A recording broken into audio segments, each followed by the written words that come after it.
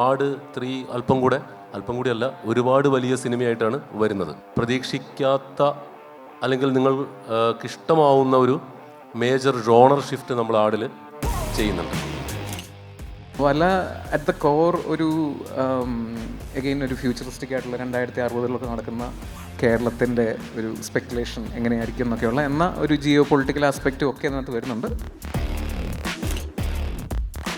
ഈ ജഗദീഷ് സാറിനെ ഇദ്ദേഹം കാസ്റ്റ് ചെയ്ത് കഴിഞ്ഞ് അന്ന് തൊട്ട് ആഴ്ചയിൽ 3 പ്രാവശ്യം വെച്ചിട്ട് ഫേക്ക് പ്രൊഫൈൽസിൽ നിന്ന് ഇവൻ തെറി വാങ്ങുന്നുണ്ട്.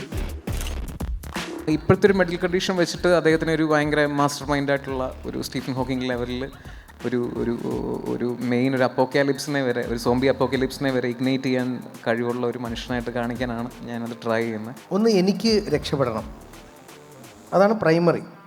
അപ്പോൾ എനിക്ക് വിവരമുള്ള ആരെങ്കിലും കാണണം.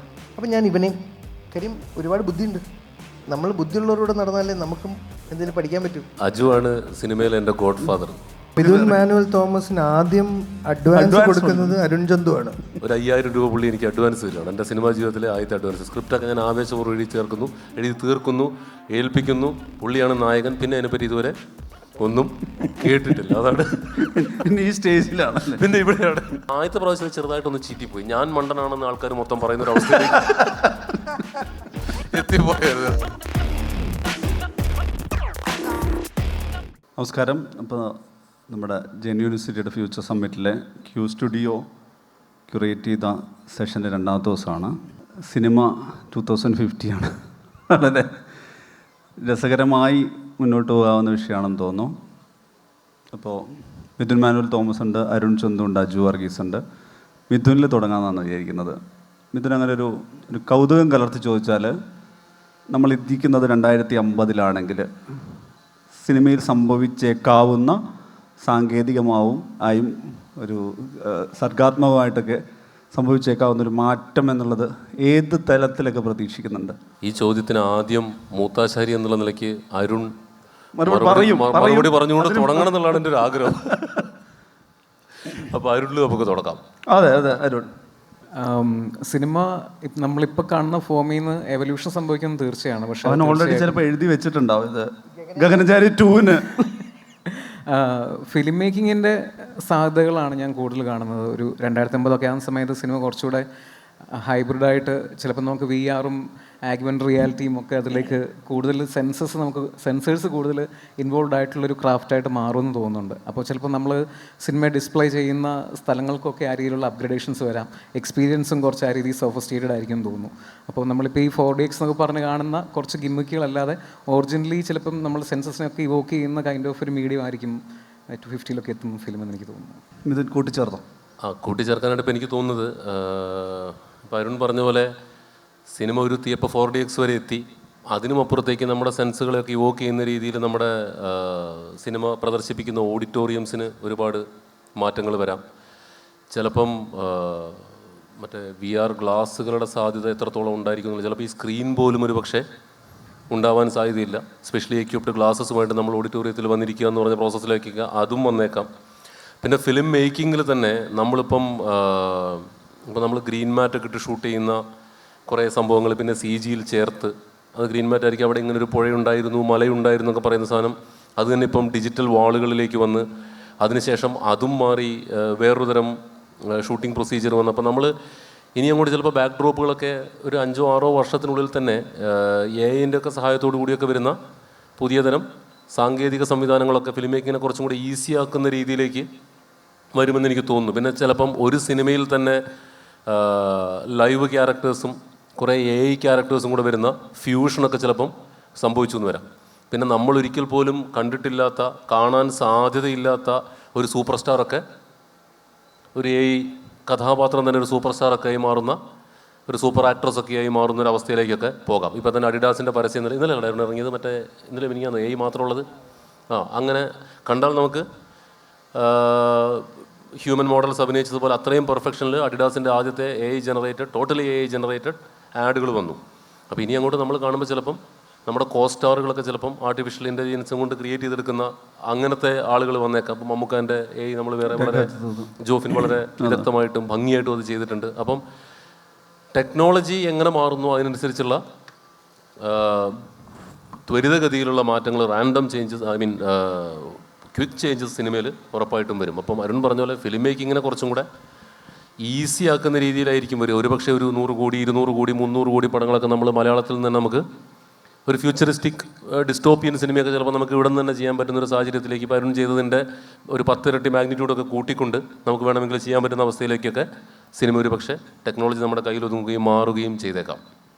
അപ്പോൾ അങ്ങനെ ഇനിയിപ്പോൾ നമ്മളും അതിനുവേണ്ടി ഈ പറഞ്ഞ പോലെ നിങ്ങളെപ്പോലെ തന്നെ കൗതുകത്തോടു കൂടി കാത്തിരിക്കുകയാണ്. ഇപ്പോൾ ഇരിക്കുന്ന സിനിമാ കൊട്ടകളുടെ രൂപവും ഇപ്പോൾ പ്രൊജക്ടർ മാറി വലിയ വാള് ചില ഇല്ലടാ അരുണെ, മറ്റേ സ്ക്രീൻ മാറിയിട്ട് വാൾ വെക്കുന്ന പ്രൊജക്ഷൻ ഇല്ലാതെ പിന്നിലൊരു വാൾ മാത്രം വെച്ച് അതിൽ ഡിസ്പ്ലേ വരുന്ന സംവിധാനങ്ങളൊക്കെ ഓൾറെഡി പല തിയേറ്ററുകളിൽ ഇപ്പോൾ പരീക്ഷിച്ച് തുടങ്ങി. ചിലപ്പോൾ നമ്മൾ കാണുന്ന ഫിലിം പ്രൊജക്ടർ എന്ന് പറയുന്നതിൻ്റെ അത് തന്നെ ചിലപ്പം ഫ്യൂച്ചറിൽ ഇല്ലാതായേക്കാം. അങ്ങനെ ഒരുപാട് റാപ്പിഡായിട്ടുള്ള മാറ്റങ്ങൾ നമുക്ക് 2050 പ്രതീക്ഷിക്കാം. അജു ഈ പറഞ്ഞതിൻ്റെ തുടച്ചില്ല, നേരത്തെ പറഞ്ഞിപ്പം നമ്മൾ 25 വർഷത്തിനപ്പുറത്തുള്ള കാര്യമാണ് ചോദിച്ചെങ്കിലും ഈ 2025 ഇറങ്ങുന്നൊരു സിനിമയിൽ മമ്മൂട്ടി ശബ്ദം കൊണ്ട് മാത്രം പെർഫോം ചെയ്യുകയും മമ്മൂട്ടിയുടെ പ്രസൻസ് പൂർണ്ണമായിട്ടും AI ഉണ്ടാവുമെന്ന് നമ്മളാരും മുമ്പേ പ്രതീക്ഷിച്ചിട്ടില്ല. ഇവർ രണ്ടുപേരും സാങ്കേതികവിദ്യയിൽ വരുന്ന മാറ്റം കൂടെ ചേർത്താൽ പറയുന്നത്. അജു സംസാർ അജു ഒരു പെർഫോമറാണ്. അപ്പോൾ 25 വർഷം കഴിയുന്ന സമയത്ത് പെർഫോമിംഗ് സ്പേസിലേക്ക് കൂടി ഈ സാങ്കേതികവിദ്യയുടെ ഒരു കടന്നു വരവുണ്ടാവല്ലോ. നേരത്തെ ഇപ്പം തന്നെ ഒരുപാട് ആക്ടറുടെ AI വേർഷൻ ഉണ്ടാക്കാം, DIG എന്നൊക്കെ AI പോകാമെന്നൊക്കെ കരുതല്ല. ശരിക്കും എന്തൊക്കെ ഉണ്ടാവുമെന്ന് നമുക്ക് പ്രതീക്ഷിക്കണം? എന്താ അതിനെക്കുറിച്ച് എന്താ തോന്നുന്നത്? Good evening. ടെക്നോളജി ഒരു ക്രാഫ്റ്റിനെ, ഒരു മീഡിയത്തെ എങ്ങനെയൊക്കെ ഹെൽപ്പ് ചെയ്യാം എന്നുള്ളത് ഞാനും വളരെ കൗതുകത്തോടെ ഇവർ പറഞ്ഞതും അത്യാവശ്യം ഇപ്പം മിഥുൻ ചെയ്യാൻ പോകുന്നൊരു സിനിമയിൽ അതിൻ്റെ ആവശ്യകത ഒരുപാട് വരാൻ സാധ്യതയുണ്ട്. ചന്തു ഓൾറെഡി ആ റൂട്ടിൽ പരീക്ഷണങ്ങൾ നടത്തി തുടങ്ങി. നമുക്ക് ചുറ്റുമുള്ളവരൊക്കെ ഇപ്പം ആസ് എൻ ആക്ടർ ചേട്ടൻ പറഞ്ഞ ഈ ചോദ്യം നമ്മളുടെ ഒരു ഓർഗാനിക് പ്രസൻസിനെ ഇത് പോസിറ്റീവായിട്ട് എന്ത് തരും എന്നുള്ളതോ നെഗറ്റീവായിട്ട് ബാധിക്കുമോ എന്നുള്ളതോ രണ്ടും ചോദ്യങ്ങളായിട്ട് നിൽക്കാം. പോസിറ്റീവായിട്ട് ഞാൻ നോക്കുകയാണെങ്കിൽ ഇപ്പം നമ്മൾ ഇപ്പം ചന്തു ഇപ്പം ചെയ്യാൻ പോണ വല എന്നും പറഞ്ഞൊരു സിനിമ, അത് കേരളത്തിൻ്റെ ആദ്യത്തെ സോംബി സിനിമയായിരിക്കാം. അപ്പോൾ അങ്ങനെ വരുമ്പോൾ ആ സിനിമയിൽ ചന്തു എന്നെ കാണിച്ചു തരുന്ന പല കാര്യങ്ങളും ഇപ്പം നമുക്ക് അവൈലബിൾ ആയിട്ടുള്ള ലോകത്ത് കിട്ടാവുന്ന ബെസ്റ്റ് ടെക്നോളജിയുടെ സഹായത്തോടെ അദ്ദേഹം ഡെവലപ്പ് ചെയ്യുന്ന കുറേ കാര്യങ്ങളുണ്ട്. അതിനെ കൺസെപ്ച്വലൈസ് ചെയ്യാൻ ആണ് അദ്ദേഹം അത് യൂസ് ചെയ്യുന്നത്. അത് ഒരു ആക്ടർക്ക് ഒരുപാട് സഹായം ചെയ്യുന്നുണ്ട്. കാര്യം ഞാൻ എങ്ങനെ ഇരിക്കുന്നു ഇദ്ദേഹത്തിൻ്റെ ചലച്ചിത്രത്തിൽ, ഞാൻ എങ്ങനെയാണ് ചെയ്യുന്നത് എന്നൊക്കെ ഇപ്പം നമുക്കറിയാത്തൊരു ലോകമാണ്, അറിയാത്തൊരു ഭൂപ്രദേശം, ടെറൈനൊക്കെ മാറുകയാണ്. അവിടെ നമ്മൾ ഇൻട്രാക്ട് ചെയ്യേണ്ടി വരേണ്ടത് ചിലപ്പോൾ ഹ്യൂമനോയിഡ്സിനോടായിരിക്കാം, മനുഷ്യരും ഉണ്ടാവാം, എല്ലാം ഉണ്ടാവും, മനുഷ്യരല്ലാത്ത ജീവജാലങ്ങൾ ഉണ്ടാവാം, അല്ലേ, സംസാരിക്കുന്ന പ്ലാന്റ്സ് വരെ ഉണ്ടാവാം. അപ്പോൾ അതൊക്കെ എന്താണെന്ന് നമുക്ക് പെട്ടെന്ന് ഒരാൾ കഥ പറയുമ്പോൾ ഇയാൾക്ക് ഭ്രാന്താണെന്ന് നമുക്ക് തോന്നാം. പക്ഷേ ഈ കൺസെപ്ഷലൈസ് ചെയ്ത് നമ്മളെ കാണിക്കുമ്പം നമുക്കറിയാം ഈ ടെക്നോളജിയുടെ എല്ലാം സഹായത്തോടെ ഇതിങ്ങനെയാണ് വരാൻ പോണേ. അതൊരു ഹ്യൂജ് ഇമ്പാക്റ്റാണ് ഒരു പെർഫോമറിന് കിട്ടുന്നത്. അല്ലെങ്കിൽ പെർഫോമർ ക്ലൂലെസ് ആയിരിക്കും. ഞാൻ പലപ്പോഴും ഗഗനചാരി എന്ന് പറഞ്ഞ സിനിമ ചെയ്തപ്പം ക്ലൂലെസ് ആയിരുന്നു. കാര്യം ഇതെന്താ സംഭവിക്കുന്നത് എനിക്കറിയില്ല. പക്ഷെ പടം കണ്ടു കഴിഞ്ഞപ്പോഴേ ഞാൻ മനസ്സിലായി ഇവിടേക്ക് ഇത്രയും മാറ്റങ്ങൾ. അത് ആ വിഷൻ അദ്ദേഹത്തിൻ്റെ മനസ്സിലുണ്ട്. അദ്ദേഹം എനിക്ക് തോന്നുന്നു ഫസ്റ്റ് ഹാൻഡ് ഇത് ഷെയർ ചെയ്യുന്നത് ചിലപ്പം അദ്ദേഹത്തിൻ്റെ VFX സൂപ്പർവൈസിങ് ടീമിനോടായിരിക്കാം. ഇവർക്ക് രണ്ടുപേർക്കും മാത്രമേ അറിയുള്ളൂ. അതിന് എനിക്ക് തോന്നുന്നു ആക്ടേഴ്സിന് ഒരുപാട് സഹായകരമാവും ഇവർക്ക് കിട്ടുന്ന സഹായം. പിന്നെ രണ്ടാമത് ഞാൻ പറഞ്ഞത് ആക്ടേഴ്സ് ഉണ്ടാകുമോ എന്നുള്ളത്, തീർച്ചയായിട്ടും ഓർഗാനിക് ആയിട്ടുള്ള കാര്യങ്ങൾ നിലനിൽക്കും, ഇല്ലയെന്ന് ഞാൻ പറയുന്നില്ല. പക്ഷേ അതിനെ എൻഹാൻസ് ചെയ്യാൻ, ഇപ്പോൾ നമുക്ക് ഒരു പേരെടുത്ത് ഞാൻ പറയുന്നില്ല, നമുക്ക് ഭയങ്കര ഇഷ്ടമുള്ള ഒരു സൂപ്പർ ആക്ടർ, സൂപ്പർ സ്റ്റാറിനെ നമുക്ക് കുറച്ച് നേരത്തേക്ക് അദ്ദേഹത്തിൻ്റെ ബെസ്റ്റ് ടൈംസിൻ്റെ കുറച്ച് സീനുകൾ വേണം, അല്ലേ? നമുക്കിപ്പോൾ ഒരു ഓപ്ഷനും ഇല്ല അദ്ദേഹത്തെ അങ്ങനെ കൊണ്ടുവരാനൊന്നും. നമുക്ക് ഈ ടെക്നോളജിയുടെ എന്ത് ഹെൽപ്പും യൂസ് ചെയ്യാം. നമുക്കിപ്പോൾ ഒരു 5 സീനുണ്ട് ഫ്ലാഷ് ബാക്ക്, നമുക്ക് അദ്ദേഹത്തെ തന്നെ ഫ്ലാഷ് ബാക്കിൽ യൂസ് ചെയ്യാം. നമ്മൾ ഇന്ന് സാധാരണ ചെയ്യുന്നതെന്ന് വെച്ച് കഴിഞ്ഞാൽ വേറൊരു മുഖത്തെ കാസ്റ്റ് ചെയ്യുകയാണല്ലോ. അപ്പം അങ്ങനെയുള്ള പോസിറ്റീവ്സ് ഉണ്ട്. നെഗറ്റീവ്സായിട്ട് എനിക്കിപ്പോൾ ഒന്നും പറയാൻ അറിയില്ല, അങ്ങനെ ഞാൻ കാണാൻ ആഗ്രഹിക്കുന്നുമില്ല. സഹായകരമായി മാറട്ടെ. ഞാൻ ആ പോയിന്റിലേക്ക് ഒന്ന് ആഡ് ചെയ്തോട്ടെ. അതായത് നമ്മളിപ്പം നിൽക്കുന്ന ഒരു ചെറിയ ഇൻഡസ്ട്രി, ഇപ്പം എനിക്ക് തോന്നുന്നു ഒരു 10-20 വർഷം മുമ്പ് ഒരു ഔട്ട് ഓഫ് ദ ബോക്സ് ആയിട്ടുള്ള അല്ലെങ്കിൽ ഒരു ഇൻ്റർനാഷണൽ ഓഡിയൻസോടൊക്കെ കമ്മ്യൂണിക്കേറ്റ് ചെയ്യുന്ന ഒരു ഗ്ലോബൽ തീം നമ്മൾ ഒരു ചെറിയ ഇൻഡസ്ട്രിയിൽ നിന്ന് അവതരിപ്പിക്കുമ്പോൾ നമ്മളെ കൺസ്ട്രെയിൻ ചെയ്യുന്ന ടെക്നോളജീസ് അല്ലെങ്കിൽ ബഡ്ജറ്റ് വൈസ് റിസോഴ്സസ് നമ്മളെ കൺസ്ട്രെയിൻ ചെയ്യുന്ന ഒരുപാട് കാര്യങ്ങളുണ്ടാവുമല്ലോ. അപ്പോൾ അതിനുള്ളൊരു വേദി അല്ലെങ്കിൽ അതിലും നമ്മളെ ഇനേബിൾ ചെയ്യുന്ന കുറേ ഫാക്ടേഴ്സ് ഈ കാലഘട്ടത്തിൽ നമുക്കിപ്പോൾ ഉണ്ട്. സോ ഞങ്ങൾ ഡിസ്കസ് ചെയ്യുന്നൊരു പ്രോജക്റ്റിനകത്ത്, അത് കോടമ്പക്കത്തെ 80s നമ്മൾ കാണിക്കുക ഉദ്ദേശിക്കുന്ന പ്രോജക്റ്റ് ഞാനും അജുവേട്ടനൊക്കെ ഇങ്ങനെ അടുത്ത് ഇങ്ങനെ പ്ലാൻ ചെയ്യുന്നുണ്ടായിരുന്നു. അപ്പോൾ നമുക്കതിനകത്ത് നമുക്കെല്ലാം ഇഷ്ടമുള്ള ജയൻ എന്ന് പറഞ്ഞിട്ടുള്ളൊരു കഥാപാത്രം ഒരു ബാറിലൊരു അടി ഉണ്ടാകുന്ന സമയത്ത് ആ അടിക്കിടയിൽ പ്രൊട്ടോഗണിസ്റ്റുകളെ അത്രയും നേരവും മിണ്ടാതിരുന്നിട്ട് പെട്ടെന്ന് പ്രൊട്ടോഗണിസ്റ്റുകളുടെ നേരെ ഒരു അടി വരുമ്പോൾ തടയുന്നത് ജയനാണ്. അപ്പോൾ അത് ചിന്തിക്കാൻ ഈ കാലത്ത് നമ്മളെ ഇനേബിൾ ചെയ്യുന്ന ഒരു പൊസിഷനിലാണ് നമ്മളുള്ളത്. നേരത്തെ നമ്മൾ ചിന്തിക്കുന്ന സമയത്ത് അതിനകത്തുള്ള ഇൻവോൾവ് ആവുന്ന ഗിമ്മിക്ക്, അതിനുള്ള ഒരു ഒറിജിനാലിറ്റി, അതിൻ്റെ ഔട്ട്കം ഇതിനെപ്പറ്റിയിട്ടൊക്കെ നമ്മൾ ഭയങ്കര സ്കെപ്റ്റിക്കലായിരിക്കും. പക്ഷേ ഇന്ന് നമുക്ക് കുറച്ചുകൂടെ കോൺഫിഡൻ്റ് ആയിട്ട് അതിനെ സമീപിക്കാനൊക്കെ പറ്റുമെന്നുള്ള രീതിയിൽ ടെക്നോളജി നമ്മളതിനെ ഇനേബിൾ ചെയ്യുന്നുണ്ട്. പക്ഷേ ഇത് തന്നെ ഇപ്പം AI-യുടെ ഒരു ഏറ്റവും വലിയ പ്രശ്നം കുറച്ച് കഴിയുമ്പോഴത്തേക്ക് ഇതൊരു സിന്തസൈസ് ചെയ്യുന്ന ഒരു പരിപാടിയാണല്ലോ ഇത് ബേസിക്കലി. അപ്പോൾ ആ സിന്തറ്റിക്കലായിട്ടുള്ള ഒരു ഫിലിം മേക്കിംഗ്, നമ്മുടെ ആർട്ടിസ്റ്റിക് ഇൻറ്റഗ്രിറ്റിയും ബേസിക്കലി നമുക്കൊരു AI ഫാറ്റീഗ് ഉണ്ടാവും ഒരു 10 ഇയേഴ്സിനകത്ത്. അപ്പം ക്രിയേറ്ററാണ് അവിടെ അതിനെ എങ്ങനെ ആ ഫാറ്റീഗിനെ നമ്മൾ ഓവർകം ചെയ്യണം, അല്ല അതിനനുസരിച്ച് നമ്മൾ ഭയങ്കര രസമുള്ള ക്രാഫ്റ്റും വിഷനും ഒക്കെ അതിലേക്ക് കൊണ്ടുവന്നു കഴിഞ്ഞാൽ ആ ഒരു ഫാറ്റീഗ് ഉണ്ടാകും തന്നെ നമുക്ക് ഫിലിം മേക്കിങ്ങിലും കഥ പറച്ചിലിനകത്തും നമുക്ക് കുറച്ചുകൂടെ ഇൻട്രസ്റ്റിംഗ് ആയിട്ട് ഈ ടൂളുകളെ യൂസ് ചെയ്യാൻ പറ്റുന്നതാണ് ഞാൻ കാണുന്ന ഒരു സാധ്യത. ഇതിൻ്റെ ഒരു തുടർച്ചയിൽ തന്നെ വരികയാണെങ്കിൽ, ഇപ്പോൾ പേഴ്സണലി നിങ്ങളുടെ ഓരോ പ്രൊജക്റ്റ് എടുത്ത് ഇപ്പം ആട് 3 എന്ന് പറയുന്ന ആ ഫ്രാഞ്ചൈസിൽ ഏറ്റവും പ്രധാനപ്പെട്ട തുടർഭാഗം വരാൻ പോവാണ്. നേരത്തെ മലയാള സിനിമ പറയുമ്പോൾ മലയാള സിനിമ ഇതര ഭാഷയിലൊക്കെ വലിയ തോതിൽ ചർച്ച ചെയ്യും. അവിടെയൊക്കെ നമ്മൾ കാണുന്നൊരു സംഗതി എന്ന് വെച്ച് കഴിഞ്ഞാൽ ബജറ്റിൽ ഏറ്റവും ലിമിറ്റേഷനുള്ള സമയത്ത് ഭാവനയുടെ കാര്യത്തിൽ ഒട്ടും ലിമിറ്റേഷൻ ഇല്ലാതെ സിനിമ ചെയ്യുന്ന ആളുകൾ പെർഫോമൻസിൻ്റെയും ഈ കാര്യത്തിലായിരിക്കും. പെർഫോമൻസും ഏറ്റവും ഗംഭീരമായിട്ട് പെർഫോമൻസ് ഇവിടെ ഉണ്ടാവുന്നു എന്നുള്ളതാണ്. ഇപ്പം ആട് ആദ്യം ആലോചിക്കുമ്പോൾ എപ്പോഴും ഒരു ബജറ്റിൻ്റെ കള്ളിക്കകത്തായിട്ട് ആലോചിക്കുന്നത്. ഈ ബജറ്റ് വരെയാണ് ഞാൻ എഴുതുന്ന ക്യാരക്ടർ. കാരണം ഒരു out of the box cinema ചെയ്യുന്ന സമയത്ത് ഇമാജിനേഷന് ഈ ബജറ്റ് ലിമിറ്റേഷൻ ഉണ്ടാക്കുമല്ലോ. ആട് 2 ചെയ്യുന്ന സമയത്ത് ആട് 2 കുറച്ചുകൂടി വലുതാക്കി ചെയ്യാം. അപ്പോഴും ഈ ബോക്സ് ഓഫീസിലുള്ള കൃത്യമായൊരു കണക്കിലെത്തുന്ന ബജറ്റ് ചിന്തിക്കാൻ പാടുള്ളൂ. പക്ഷെ 3യുടെ കാര്യത്തിൽ അങ്ങനെയല്ല. മേജർ കൊളാബറേഷൻ വരാം, കേരളത്തിന് പുറത്തുള്ള പ്രധാന ബാനർ വരാം, സാധ്യമാവുന്ന ഒരറ്റം വരെ പോകാം അതിൻ്റെ ആലോചന എന്നുള്ളത്. ഈ 3 ഇപ്പം ഈ ആട് ഫ്രാഞ്ചൈസി തന്നെ വെച്ചിട്ട് എങ്ങനെയാണ് ഈ പറഞ്ഞ നമ്മൾ ഒരേ സമയം തന്നെ ഒരു റൈറ്റർ ഡയറക്ടറുടെ ഇമാജിനേഷനും അതേസമയം തന്നെ മലയാളം സിനിമ എന്നുള്ള ലിമിറ്റേഷനും മുറിച്ച് കടക്കാൻ പറ്റുന്നതും മറികടക്കാൻ പറ്റുന്നതും എങ്ങനെയാണെന്ന് പറയാൻ പറ്റുമോ? അപ്പോൾ ഇവിടെ ഇരിക്കുന്ന സ്റ്റുഡൻസ്, നിങ്ങൾ ആട് കണ്ടിട്ടുണ്ടാവും എന്ന് ഞാൻ വിശ്വസിക്കുന്നു. ആട് 1 and 2 കണ്ടിട്ടുണ്ടാവും എന്ന് വിശ്വസിക്കുന്നു. ഇപ്പം നല്ലൊരു ചോദ്യമാണ് ചോദിച്ചത്. നമ്മൾ ആദ്യം ഒരു സിനിമ പ്ലാൻ ചെയ്യുമ്പം, ഇപ്പം ആട് പോലത്തെ ഒരു സിനിമ ആട് 1 പ്ലാൻ ചെയ്യുമ്പം, ഇപ്പോൾ ജയസൂര്യയുണ്ട്, വിനായകനുണ്ട്, പക്ഷേ നമ്മൾ ആദ്യം ഫിക്സ് ചെയ്യുന്നതിൻ്റെ ഒരു ബജറ്റാണ്. ഇതിനപ്പുറത്തേക്ക് ഇത് പോകാൻ പാടില്ല. ഇതിപ്പോൾ നമ്മളിപ്പോഴും സിനിമ ചെയ്യുമ്പോഴത്തേക്കും ഒരു സിനിമയ്ക്ക് ഒരു ബജറ്റ്, അതിൻ്റെ സ്റ്റാർ വാല്യൂ, അതിൻ്റെ ടെക്നീഷ്യൻ്റെ ക്രെഡിബിലിറ്റി, ഇതെല്ലാം വെച്ചുകൊണ്ട് നമ്മളൊരു ബജറ്റ് പ്ലാൻ ചെയ്യും. അപ്പോൾ ആദ്യം പറഞ്ഞ പോലെ അതിൻ്റെ ബജറ്റ് വളരെ പരിമിതമായൊരു ബജറ്റായിരുന്നു. അതിൽ നിന്ന് നമ്മൾ രണ്ടാമത്തെ സിനിമയിലേക്ക് എത്തിയപ്പോഴത്തേക്കും കുറച്ചൊന്ന് ലൂസായി. അപ്പോൾ ഒരു സക്സസ്ഫുൾ ഫ്രാഞ്ചൈസ് ഉണ്ടാവാനുള്ള ഗോൾഡൻ റൂളുകളിലൊന്ന്, if you want a successful franchise, നിങ്ങൾ ചെയ്യേണ്ടത് make your second film a super hit. അപ്പോൾ ആ സാധനം ആട് 2ൻ്റെ കാര്യത്തിൽ സംഭവിച്ചതുകൊണ്ട് ആട് 3 അല്പം കൂടി അല്ല, ഒരുപാട് വലിയ സിനിമയായിട്ടാണ് വരുന്നത്. അതിനകത്ത് ഇപ്പോൾ ഈ പറഞ്ഞ പോലെ സിനിമയിൽ വന്നുകൊണ്ടിരിക്കുന്ന നിലവിലെ മാറ്റങ്ങൾ, പരീക്ഷണങ്ങൾ, പുതിയ സങ്കേതങ്ങൾ, കോൺസെപ്റ്റുകളൊക്കെ നമ്മളിങ്ങനെ പരിശോധിച്ചുകൊണ്ട് നിങ്ങൾ പ്രതീക്ഷിക്കാത്ത അല്ലെങ്കിൽ നിങ്ങൾക്കിഷ്ടമാവുന്ന ഒരു മേജർ ജോണർ ഷിഫ്റ്റ് നമ്മൾ ആടിൽ ചെയ്യുന്നുണ്ട്. അതെന്താണെന്നുള്ളത് ഇപ്പം ഞാൻ പറയുന്നില്ല. പക്ഷേ അതിനൊരു വലിയ ബജറ്റും കാര്യങ്ങളുമൊക്കെ വേണ്ടി വരും. അതിപ്പോൾ പ്രൊഡ്യൂസർ എഗ്രി ചെയ്തിട്ടുണ്ട്, മേജർ കൊളാബുകൾ വരുന്നുണ്ട്. അപ്പം നമ്മൾ അങ്ങനെ ഒരു സിനിമ ചെയ്യുമ്പോഴത്തേക്കും, ഇപ്പം അരുൺ ഒരു ഫ്യൂച്ചറിസ്റ്റിക് സിനിമ ചെയ്തിട്ടിരിക്കുന്ന ഒരാളാണ്. അപ്പോൾ എൻ്റെ ഈ ആട് 3 കഴിഞ്ഞാലേ എനിക്ക് ശരിക്കും പറഞ്ഞിട്ടുണ്ടെങ്കിൽ ഇപ്പോൾ ഈ പറയുന്ന സാധ്യമായ ടെക്നോളജികളെല്ലാം ഉപയോഗിച്ചുകൊണ്ട് നമ്മൾ ചെയ്യാൻ പോകുന്നൊരു ഫ്യൂച്ചറിസ്റ്റിക് അല്ലെങ്കിൽ ആ പേഴ്സ്പെക്റ്റീവിലുള്ളൊരു സിനിമയാണ് ആട് 3. അപ്പോൾ എന്തുകൊണ്ട് അങ്ങനെ ചെയ്യുന്നു എന്ന് ചോദിച്ചിട്ടുണ്ടെങ്കിൽ, ഇപ്പോഴത്തെ കാഴ്ചകൾക്ക് പ്രേക്ഷകർ ഡിമാൻഡ് ചെയ്യുന്ന, ഇപ്പോൾ മില്ലേനിയൽസ് ആയാലും ജെൻസി ആയാലും ജെൻ ആൽഫ ആയാലും ആളുകളുടെ കാഴ്ചാശീലങ്ങൾ മാറിയിട്ടുണ്ട്. നമുക്ക് everybody has A second screen. നമ്മുടെ കയ്യിൽ ഉറങ്ങുമ്പോഴടക്കം നമ്മുടെ കയ്യിലൊരു സെക്കൻഡ് സ്ക്രീൻ ഉണ്ട്. അപ്പം കണ്ടിട്ടില്ലാത്ത കഥകൾ, പറഞ്ഞിട്ടില്ലാത്ത കഥകൾ അത് പറയുന്നതായതുകൊണ്ടാണ് മലയാള സിനിമ കഴിഞ്ഞ വർഷമൊക്കെ നമ്മുടെ സിനിമകളുടെ കണക്കെടുത്താൽ വിജയിച്ച സിനിമകൾ നോക്കുമ്പം എൻ്റർടൈൻമെൻറ്റിനൊപ്പം കണ്ടിട്ടില്ലാത്ത സിനിമ, ഭ്രമയുഗമൊന്നും നമ്മൾ കണ്ടിട്ടേ ഇല്ലാത്ത ഒരു സിനിമയായിരുന്നു. ഇവൻ്റെ പടം നമ്മൾ കണ്ടിട്ടേ ഇല്ലാത്ത ഒരു സിനിമയായിരുന്നു. അങ്ങനെ ഒരുപാട് പുതിയ എന്താ പറയുക, നമ്മൾ കണ്ടിട്ടില്ലാത്ത സിനിമകൾ അവതരിപ്പിക്കുന്നതിലാണ് ഇപ്പോഴത്തെ ഫിലിം മേക്കേഴ്സ്.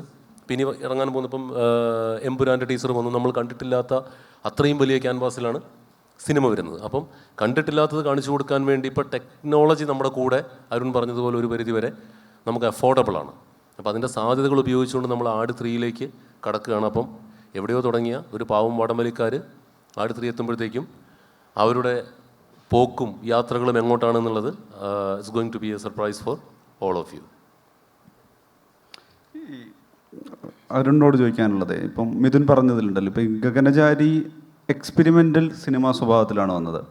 അജു 2 ഇൻ്റർവ്യൂവിലായിട്ട് അരുണിനെ കുറിച്ച് പറയാവുന്നതല്ല കൂടുതൽ പറഞ്ഞുകൊണ്ട് ഈ അജു ഒരിക്കൽ പറഞ്ഞിട്ടുണ്ടെന്ന് തോന്നുന്നു, കുറ്റവും. അപ്പോൾ ഈ പടവും കൂടി രക്ഷപ്പെട്ടില്ലെങ്കിൽ അല്ലേ ഗൾഫിൽ ജോലിക്ക് പോയിക്കോളാൻ പറയാണ്. അവിടെ ഗഗനചാരി പ്രേക്ഷകരെ ഏറ്റെടുക്കുകയാണ്. അതിൽ യൂത്ത്, അതിൽ അവർ തന്നെ അതിൻ്റെ ഒരു സ്പിൻ ഓഫ് ഡിമാൻഡ് ചെയ്യുകയാണ്. നിങ്ങൾ അവർ തന്നെ പറയുന്ന ഒരു മൗത്ത് പബ്ലിസിറ്റി എന്നാണ് നിങ്ങളിതിൻ്റെ സ്പിൻ ഓഫ് വരുന്നത്. അതിൻ്റെ സ്പിൻ ഓഫ് എന്ന് പറയുമ്പോൾ ഉറപ്പായും അതൊരു ബിഗ് സ്കെയിൽ ഫിലിമാണ്. അതിൻ്റെ പാരലലി ഒരു ഫസ്റ്റ് മലയാളം സോംബി ഫിലിമായിട്ട് വല അനൗൺസ് ചെയ്യുന്നു. എനിക്ക് ചോദിക്കാനുള്ളത്, എക്സ്പെരിമെൻ്റൽ സിനിമയാണെങ്കിലും ഇത് സക്സസ് ആവുക, ഇപ്പോൾ Aadu out of the box ആലോചനയാണ്, Gaganachari out of the box ആലോചനയാണ്. ഒരു ഔട്ട് ഓഫ് ബോക്സ് ആലോചന വരുന്ന സമയത്ത് ഇതിൻ്റെ ഒരു സക്സസ് പോയിന്റിൽ നിന്നാണല്ലോ നിങ്ങൾക്ക് വിശാലമായിട്ട് ആലോചിക്കാൻ പറ്റുന്നത്. 3 വർഷം കഴിഞ്ഞിട്ട് ഈ സിനിമ എത്തുന്നു, എന്നിട്ടും പ്രേക്ഷകരാൽ ഏറ്റെടുക്കപ്പെട്ടു. പേഴ്സണലി എവിടെയായിരുന്നു അതിൻ്റെ ഒരു കോൺഫിഡൻസ് ലെവൽ എങ്ങനെയായിരുന്നു? കാരണം അതിനിടയിൽ നിങ്ങൾ തന്നെ 2 പടം വന്നിട്ടുണ്ടല്ലോ. എനിക്ക് തോന്നുന്നു ഞങ്ങൾ തുടങ്ങിയ സമയത്ത് തന്നെ ഇതെനിക്കൊരു ഡു ഓർ ഡൈ സിറ്റുവേഷൻ ആയിരുന്നു. അതായത് ആദ്യത്തെ 2 ഫിലിമും ഞാൻ വിചാരിച്ചൊരു ഓഡിയൻസിലേക്ക് എനിക്ക് എത്താൻ പറ്റിയില്ല. ഒരു ട്രൈബിനെ കിട്ടിയില്ല എൻ്റെ ഒരു സിനിമയെ അല്ലെ ഒരു വിഷനെ സപ്പോർട്ട് ചെയ്യുന്നത്. അപ്പോൾ കിട്ടിയിട്ടുണ്ട്. ഞാൻ പറഞ്ഞ ഒരു ഓഡിയൻസ്. അതെ, അപ്പം നമുക്ക് അങ്ങനെ ഇൻറ്റേർണലി ഒരു സപ്പോർട്ടും നമ്മളെ വിശ്വസിക്കുന്ന, നമ്മളെന്തെങ്കിലും രക്ഷപ്പെടുന്നൊക്കെ വിശ്വസിക്കുന്ന ആൾക്കാരുണ്ട് കൂടെ. പക്ഷേ അവരുടെ ആ ഒരു വിശ്വാസത്തെയും കൂടെ കണക്കിലെടുത്ത് തന്നെ അടുത്ത സിനിമ ചെയ്യുന്ന സമയത്ത് മൈൻഡിൽ എന്താണോ ഏറ്റവും കൂടുതൽ നമ്മളെ ഇൻഫ്ലുവൻസ് ചെയ്യുന്ന, അല്ലെങ്കിൽ നമ്മളെ ഏറ്റവും കൂടുതൽ ഇമാജിനേഷൻ ക്യാപ്ചർ ചെയ്യുന്ന ഒരു പോയിന്റ് ഓഫ് വ്യൂ, അതായിരുന്നു എനിക്കൊരു സയൻസ് ഫിക്ഷൻ എന്ന് പറഞ്ഞ ഫോമി. എനിക്ക് സയൻസ് ഫിക്ഷനാണത്. അപ്പം അതിലത് ചെയ്യുന്നത് തുടങ്ങുന്ന പോയിന്റിൽ തന്നെ എനിക്ക് തോന്നുന്നു ഞങ്ങൾ ആദ്യത്തെ സെറ്റ് ഓഫ് ഫിലിം ഫെസ്റ്റിവൽസൊക്കെ US നമ്മൾ ഫസ്റ്റ് വിട്ടത്. അപ്പം അവിടുത്തെ ഓഡിയൻസിൻ്റെ ലൈവ് പ്രിവ്യൂവും അങ്ങനത്തെ കാര്യങ്ങളൊക്കെ നമുക്ക് കിട്ടിയിരുന്നു. എൻ്റെ ഫ്രണ്ടിനോടാണ് എനിക്ക് താങ്ക്സ് പറയേണ്ടത്. രാഹുൽ മേനൻ എന്ന് പറഞ്ഞിട്ട് ലോസ് ആഞ്ചലസിൽ ഇപ്പോൾ വർക്ക് ചെയ്യുന്ന എൻ്റെ ഫ്രണ്ട് ഉണ്ട്. അപ്പം അവനായിരുന്നു ഞങ്ങളുടെ ഫിലിമിനെ അവിടെ എൻഡോഴ്സ് ചെയ്തത്. അപ്പോൾ അവിടുത്തെ ചെറിയ കീനോട്ടൊക്കെ പോയിട്ട് ഫെസ്റ്റിവലിൽ കൊടുക്കുന്നതൊക്കെ അവനായിരുന്നു. അപ്പോൾ അവൻ്റെ പോയിന്റ് ഓഫ് വ്യൂവിൽ, അല്ലെങ്കിൽ അവൻ്റെ മൊബൈലിൽ നിന്ന് കണ്ട വിഷ്വൽസിലാണ് എനിക്ക് ആദ്യം മനസ്സിലാവുന്നത് പല കാര്യങ്ങൾ അവിടെ റിലേറ്റ് ചെയ്യുന്നുണ്ട്. അതായത് നമുക്കിവിടെ നമ്മൾ ഭയങ്കര ഹൈപ്പർ ലോക്കലായിട്ടാണ് ഗഗനചാരി ചെയ്തത്. ഭയങ്കര ഒരു തെക്കേ കേരളം ഒരു സൈഡിലുള്ള സംസാരം, പിന്നെ ഭയങ്കര നമുക്ക് മാത്രം മനസ്സിലാവുന്ന kind of popular culture references, ഇതൊന്നും മനസ്സിലാവാതെ നമ്മുടെ ഒരു സൗത്ത് ഏഷ്യൻ കൾച്ചറിനെയും നമ്മുടെ ഒരു ഹ്യൂമറിനെയും ബേസിക്കലി ഒരു വേൾഡ് എല്ലാം സ്റ്റാഗ്മെൻറ്റഡ് ആയിക്കൊണ്ടിരിക്കുന്ന ഒരു മിലിറ്ററി കൈൻഡ് ഓഫ് റൂളിനെയൊക്കെ മനസ്സിലാക്കി ആ പൊളിറ്റിക്സിനെയും അതിൻ്റെ സറ്ററിനെയൊക്കെ എൻജോയ് ചെയ്യാൻ പറ്റുന്നുണ്ടെന്ന് എനിക്ക് അത് മനസ്സിലായി. അപ്പം അത് മനസ്സിലായപ്പോൾ എനിക്ക് മനസ്സിലായത് നമ്മുടെ ലോക്കൽ ഓഡിയൻസ് കാണുമ്പോൾ ഇതിലും കൂടുതൽ എൻ്റർടൈൻമെൻറ്റ് വാല്യൂ അതിനകത്ത് അവർ കണ്ടെത്തുമല്ലോ ഉറപ്പായിട്ടും. കാരണം അവർക്ക് കുറച്ച് കാര്യങ്ങൾ മാത്രമേ അങ്ങോട്ടേക്ക് നമുക്ക് ട്രാൻസെൻഡ് ചെയ്യാൻ പറ്റുന്നുള്ളൂ. അപ്പോൾ അതായിരുന്നു എൻ്റെ ഒരു ഫസ്റ്റ് ഒരു കോൺഫിഡൻസ് എന്ന് പറയുന്നത്. പിന്നെ ഒബ്വിയസ്ലി നമ്മളിങ്ങനെ ഇൻറ്റേർണൽ പ്രിവ്യൂസ് കാണിക്കുന്ന സമയത്ത് എനിക്ക് ആദ്യമായിട്ട് വളരെ കോൺഫിഡൻസ് തന്നത് അനാർക്കലി മരക്കാറിൻ്റെ സിസ്റ്ററാണ്. പുള്ളിക്കാരി AD ആയിട്ടൊക്കെ അസോസിയേറ്റ് ആയിട്ടൊക്കെ വർക്ക് ചെയ്യുന്നത്. അപ്പോൾ നമ്മളൊരു ഇൻറ്റേർണൽ പ്രിവ്യൂ ഇങ്ങനെ മ്യൂസിക് ഡയറക്ടറിൻ്റെ ടേബിളിൽ നിന്ന് കാണിച്ച സമയത്തൊക്കെയാണ്, അവരും ഇതുപോലെ പല സിനിമകൾ കാണുന്ന ആൾക്കാരാണ്. അപ്പം നമ്മുടെ ഏജിലുള്ള ആൾക്കാർ റെപ്രസെൻ്റ് ചെയ്യുന്ന സിനിമകൾ എന്ന് പറഞ്ഞിട്ട് മലയാളത്തിൽ എത്രത്തോളം സിനിമകൾ ആ പോയിന്റ് ഓഫ് വ്യൂ ഉണ്ടെന്ന് എനിക്കറിയില്ല. ബിക്കോസ് എനിക്കറിയാവുന്ന കുറേ ആൾക്കാർ ഹ്യൂജ് റിക്ക് ആൻഡ് മോർട്ടി ഫാൻസാണ്.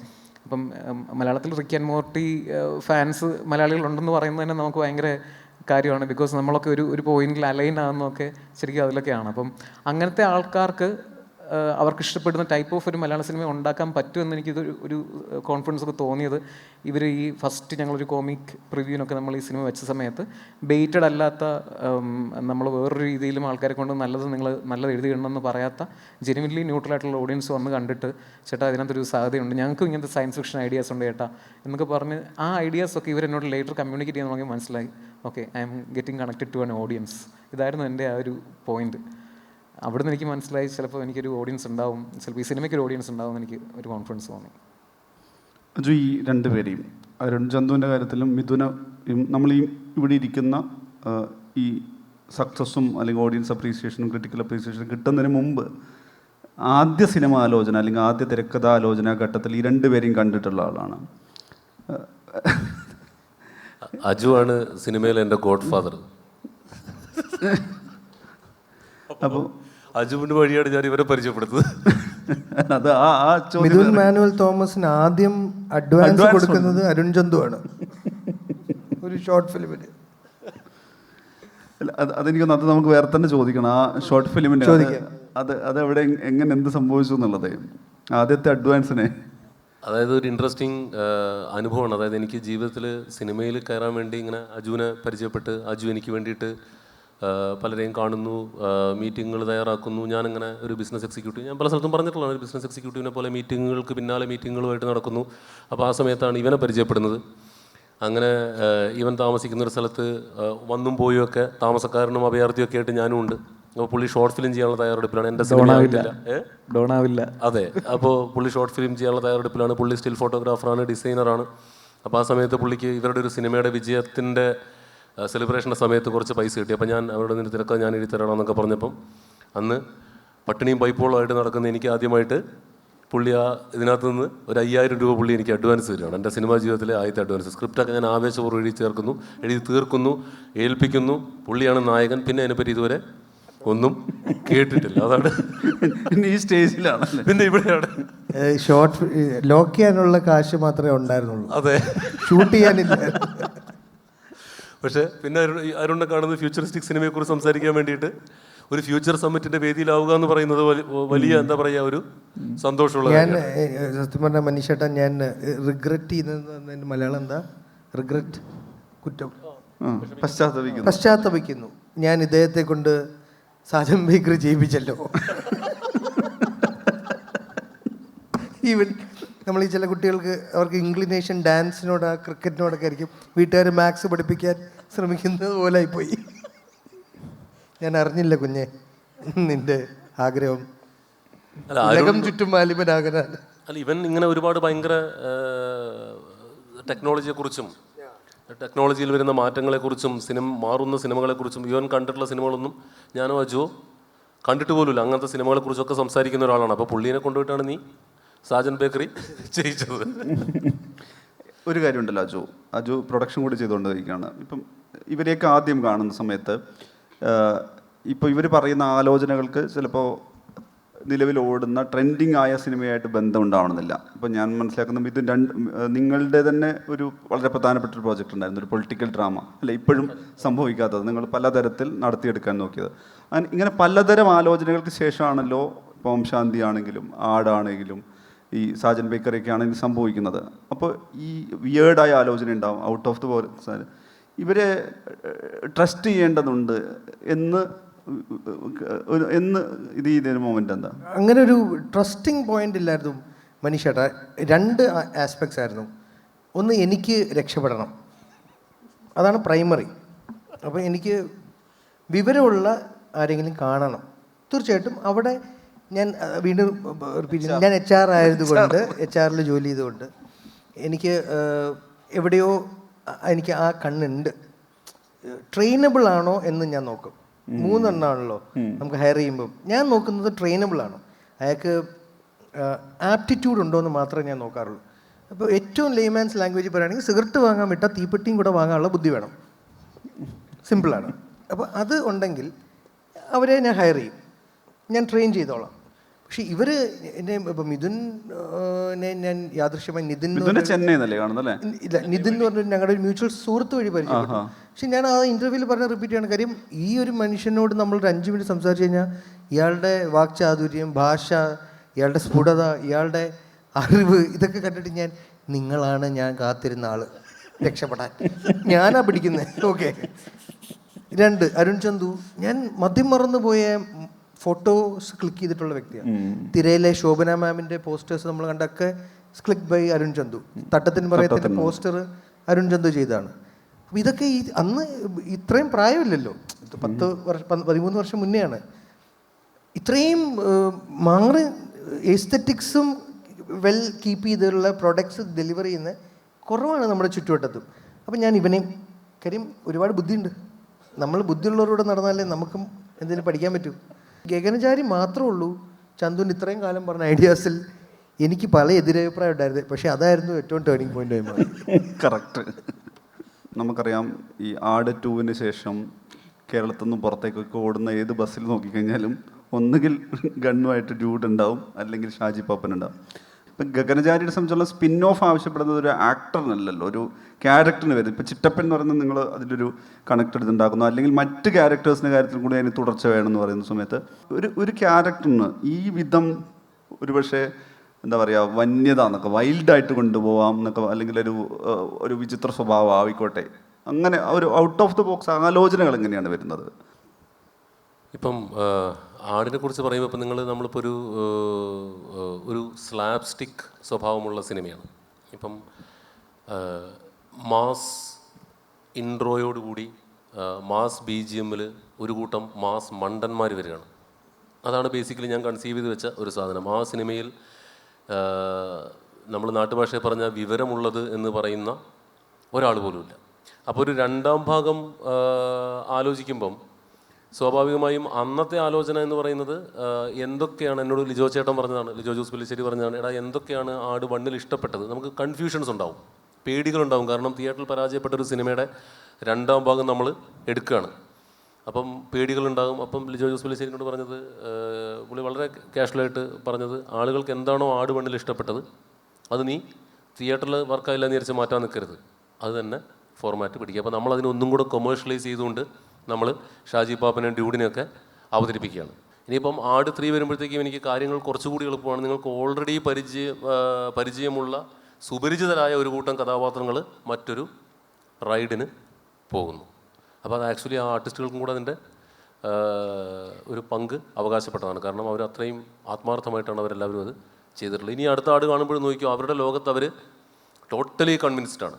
അവർ മണ്ടന്മാരാന്നുള്ളതിൻ്റെ തരിമ്പും ഒരു ലാഞ്ചന പോലും അവർക്ക് ആർക്കുമില്ല. അപ്പോൾ അങ്ങനെയാണ് ആ സാധനം നമ്മൾ കൺവിൻസ് ചെയ്തെടുക്കുന്നത്. അപ്പോൾ ആദ്യത്തെ പ്രാവശ്യം ചെറുതായിട്ടൊന്ന് ചീറ്റിപ്പോയി. ഞാൻ മണ്ടനാണെന്ന് ആൾക്കാർ മൊത്തം പറയുന്നൊരവസ്ഥയിലേക്ക് എത്തിപ്പോയായിരുന്നു. എന്താണെങ്കിലും 2ാമതായപ്പോഴത്തേക്ക് അത് മാറി. അപ്പോൾ 3ാമത് വരുമ്പോഴത്തേക്ക് എനിക്ക് കുറച്ചും കൂടി ഈ പറയുന്ന പോലെ കുറച്ച് ഡെയറിങ് എക്സ്പെരിമെൻറ്റ്സ് നടത്താൻ പറ്റുന്ന ഒരു ഫ്യൂച്ചറിസ്റ്റിക് സിനിമയൊക്കെ ചെയ്യാൻ പറ്റുന്ന രീതിയിലേക്ക് എനിക്കൊരു കൂട്ടം ക്യാരക്ടേഴ്സിനെ കയ്യിൽ കിട്ടി. പിന്നെ ഒരു സിനിമ ഞാൻ പരിചയപ്പെടുത്തുമ്പം ഈ ക്യാരക്ടേഴ്സാണ് ചെയ്യുന്നതെങ്കിൽ എനിക്കതിൻ്റെ വേൾഡ് ബിൽഡിംഗ് എന്നൊക്കെ നമ്മൾ സിനിമക്കാർ പറയുന്നുണ്ട്. ക്യാരക്ടേഴ്സിനെ ഇഷ്ടപ്പെടണം, ലോകം ഇഷ്ടപ്പെടണം. അപ്പോൾ എനിക്കങ്ങനെ ക്യാരക്ടേഴ്സിനെ ഇഷ്ടപ്പെടുത്തുക, വേൾഡ് ബിൽഡിംഗ് നടത്തുക തുടങ്ങിയ എല്ലാ കടമ്പകളും ഓൾറെഡി നമ്മൾ താണ്ടിയിരിക്കുകയാണ്. നിങ്ങൾക്ക് ആ കഥാപാത്രങ്ങളെ കണ്ടാൽ തന്നെ അതാ വരുന്നു മണ്ടൻ നമ്പർ 1, അതാ വരുന്നു മണ്ടൻ നമ്പർ 2 എന്ന് പറഞ്ഞ് നിങ്ങൾ യൂസ് ടു ആണ്. അത് പക്ഷേ അവരുടെ പെർഫോമൻസിൻ്റെ ഗുണം കൂടിയാണ് കേട്ടോ.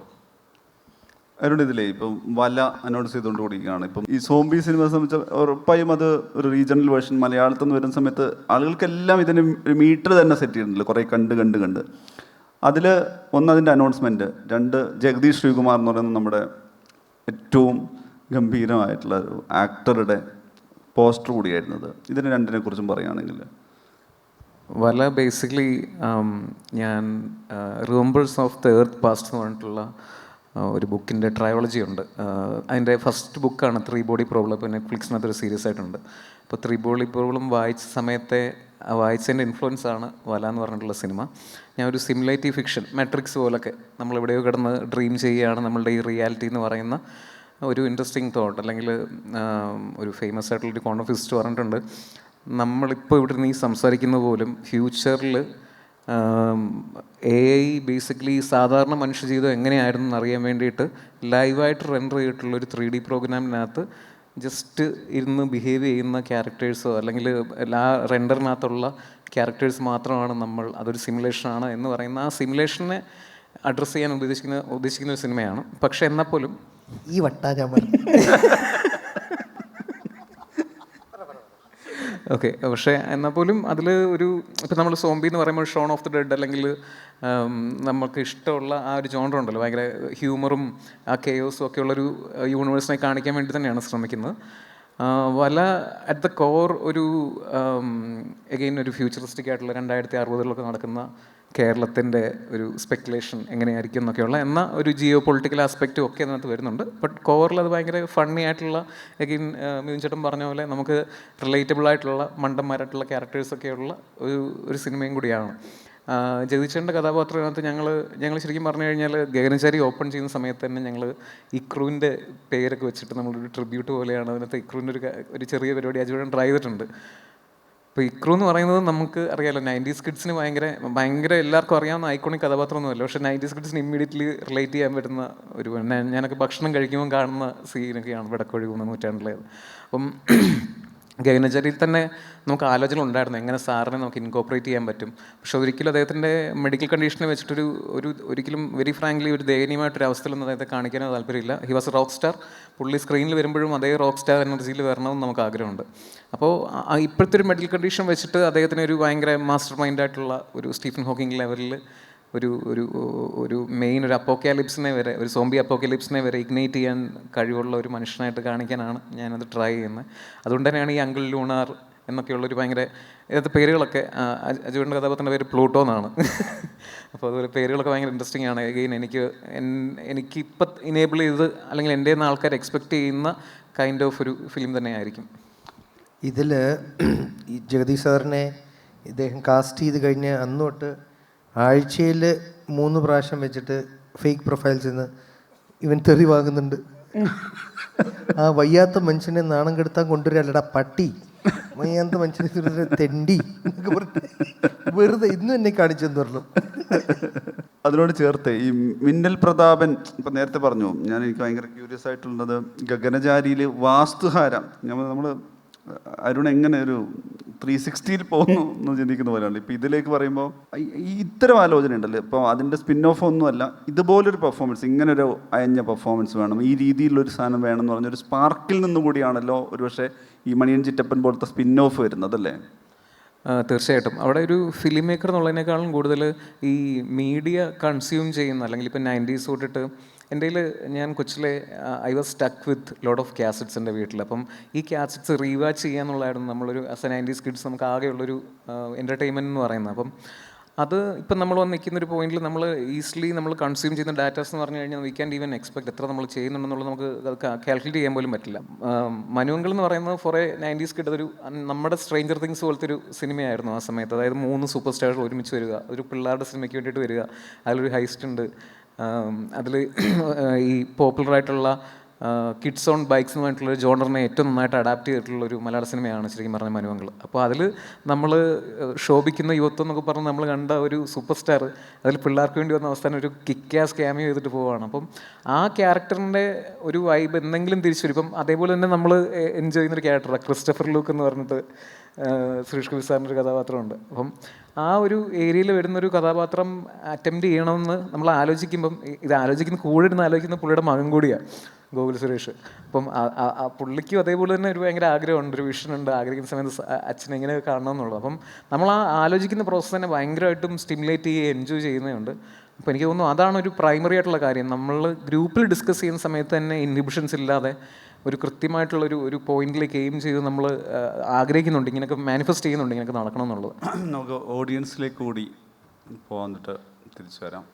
3 പേരെ പരമാവധി പ്രയോജനപ്പെടുത്താവുന്നതാണ്. എനിക്ക് തോന്നുന്നു ആദ്യമായിട്ട് ഐഡിയാസിനെ ഞാൻ ഇത്രയും കൃത്യമായി ഐഡിയാസിനെ ആർട്ടിക്കുലേറ്റ് ചെയ്ത് അല്ലെങ്കിൽ ഒരു സിനിമ കാണുന്നതിന് മുമ്പ് തന്നെ ആ സിനിമയുടെ മൊത്തം ഫീലിനെയും ഒരു നറേഷനിലൂടെയൊക്കെ നമുക്ക് ഗംഭീരമായ ശബ്ദത്തിൽ കൂടി ഡെലിവറി ചെയ്ത് കാണുമ്പോൾ തന്നെ നമ്മൾ വിചാരിക്കും ഓ പുള്ളി എന്തെങ്കിലും ഇതുപോലത്തെ പരിപാടിയൊക്കെ ചെയ്യും. അതായിരിക്കാം മേ ബി ഞാൻ അന്ന് അഡ്വാൻസ് കൊടുത്തത്. അപ്പോൾ എൻ്റെ അന്നത്തെ കൊച്ചു ബുദ്ധിയിൽ വരെ അത് എനിക്ക് കൃത്യമായിട്ടാണ് തോന്നി. കാരണം ഭയങ്കര ക്ലാരിറ്റിയും ആർട്ടിക്കുലേഷൻ കറക്റ്റാണ്. അല്ല അതെന്താ വെച്ചാൽ നിങ്ങളിപ്പോൾ ഇനിയിപ്പോൾ സിനിമാ ഫീൽഡിലേക്ക് ഇറങ്ങാൻ ഉദ്ദേശിക്കുന്ന താല്പര്യമുള്ള ആളുകൾ ഇവിടെ ഉണ്ടെങ്കിൽ ആലോചിക്കുക 50% നമ്മുടെ മാർക്കറ്റിങ്ങും പ്രസൻറ്റേഷനുമാണ്. ആളുകളെ പ്രസൻറ്റ് ചെയ്ത് പറ്റിച്ച് വീഴ്ത്തിയാൽ half of the job is done. അതൊന്ന് ബാക്ക് ഓഫ് ദ മൈൻഡ്. അതെൻ്റെ ഇരകളാണ് ഈ ഇരിക്കുന്ന രണ്ടുപേരും. അപ്പോൾ അതൊന്ന് ബാക്ക് ഓഫ് ദ മൈൻഡ് ഒന്ന്. തിരിച്ച് അവനാണ് വീണെന്ന് അവൻ അറിഞ്ഞില്ല. ഓഡിയൻസിൻ്റെ സൈഡിൽ നിന്ന് you have already done a futuristic movie. അപ്പോൾ അതിൽ പല ആസ്പെക്ട്സും അതിൽ അഡ്രസ്സ് ചെയ്തിട്ടുണ്ട്, like the political nature, the technology side.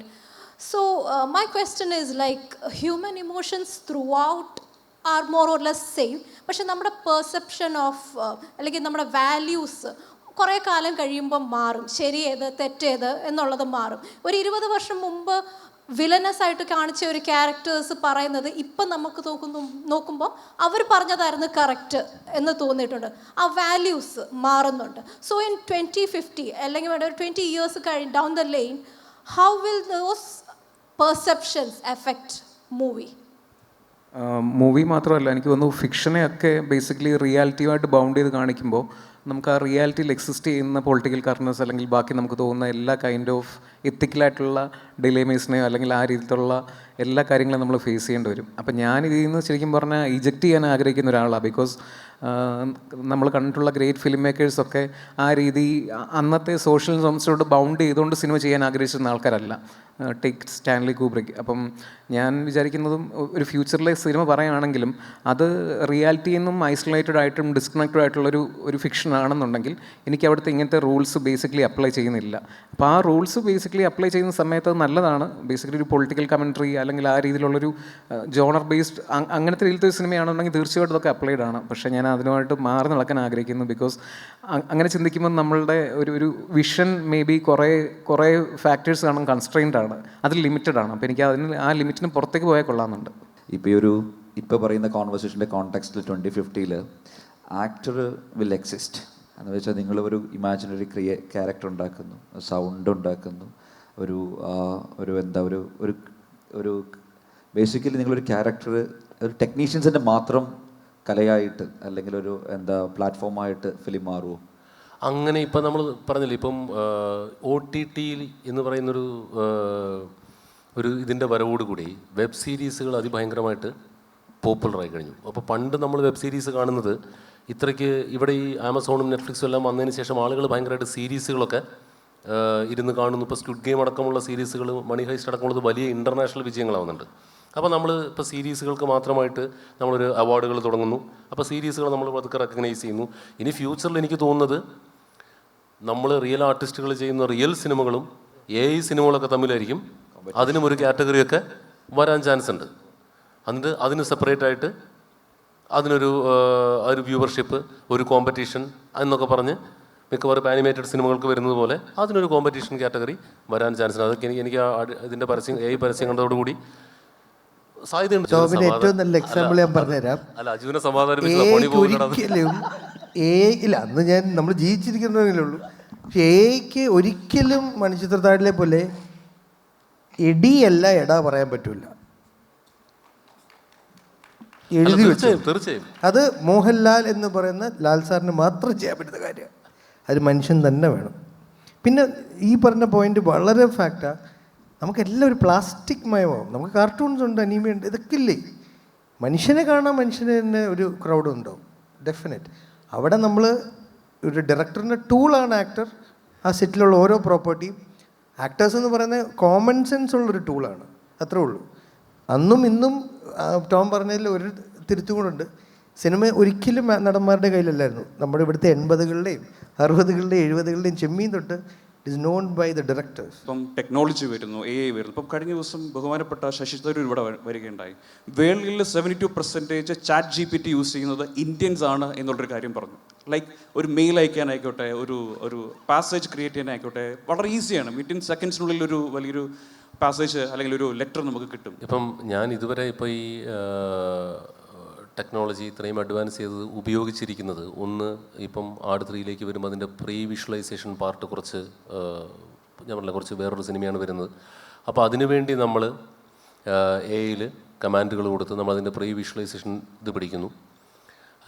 അതിന് AI ഉപയോഗിക്കുന്നുണ്ട്. പിന്നെ രണ്ടാമത് ഇപ്പം നമുക്കൊരു എഴുത്തിൻ്റെ കാര്യത്തിലൊരു കൺഫ്യൂഷൻ വരികയോ അല്ലെങ്കിൽ അതെങ്ങനെ വേണം, ഇങ്ങനെ വേണം, എങ്ങനെ പുതിയൊരു ക്ലൈമാക്സ് വരാം, അല്ലെങ്കിൽ പുതിയൊരു ആലോചന എന്താ, വാട്ട് ആർ ദ ഓപ്ഷൻസ് എന്നൊക്കെ നമ്മൾ തിരയുമ്പം ആക്ച്വലി എ ഐയിൽ നമുക്ക് ഇപ്പോൾ ചാറ്റ് ജി പി ടിയോട് ചോദിച്ചാലും അത് അത്രയ്ക്ക് ഇവോൾവ് ആസ് ഓഫ് നൗ നമ്മുടെ ആലോചനയെ മറികടക്കുന്ന രീതിയിലേക്ക് ഒന്ന് 3-4 തവണ ശ്രമിച്ചപ്പോഴും അവർ തരുന്നതെല്ലാം ഇതുവരെ ആളുകൾ ട്രൈ ചെയ്തിട്ടുള്ള നമുക്കറിയാവുന്ന ക്ലീഷേഡ് ആയിട്ടുള്ള ഓപ്ഷൻസും പോസിബിലിറ്റീസുമാണ്.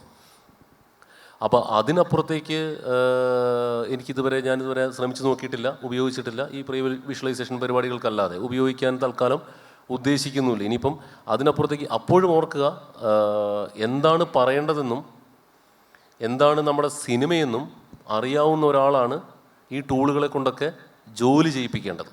അപ്പം നമ്മൾ നമ്മുടെ ക്രിയേറ്റിവിറ്റിയെ സപ്പോർട്ട് ചെയ്യുന്ന രീതിയിലേക്ക് എങ്ങനെ നമ്മുടെ പണി എളുപ്പമാക്കാം എന്നതിലേക്കാണ് ഈ പറയുന്ന എല്ലാ ടെക്നോളജികളെയും ആളുകൾ യൂസ് ചെയ്യാൻ പോകുന്നത്. ഇപ്പം നമുക്ക് ബഡ്ജറ്റിങ്ങിന് വരെ സോഫ്റ്റ്വെയർ ഉണ്ട്, ഷെഡ്യൂളിങ്ങിന് സോഫ്റ്റ്വെയർ ഉണ്ട്.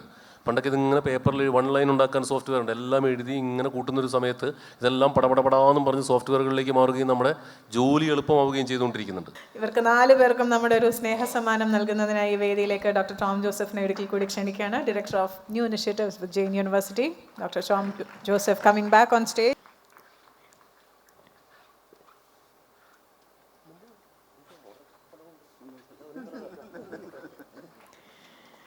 എല്ലാ സംശയങ്ങളുടെയും ഉത്തരങ്ങളും അവരുടെ ചിന്തകളും ഒക്കെ കേൾക്കുമ്പോൾ തോന്നുന്നത്, എന്ത് ടെക്നോളജി വന്നാലും വികാരങ്ങളുള്ള മനുഷ്യർക്ക് വേണ്ടി സൃഷ്ടിക്കപ്പെടുന്ന വികാരങ്ങളുള്ള സിനിമകളായി നമ്മുടെ മലയാള സിനിമ എന്നും ഇങ്ങനെ ജീവസുറ്റു നിൽക്കും എന്നുള്ളത് തന്നെയാണ്.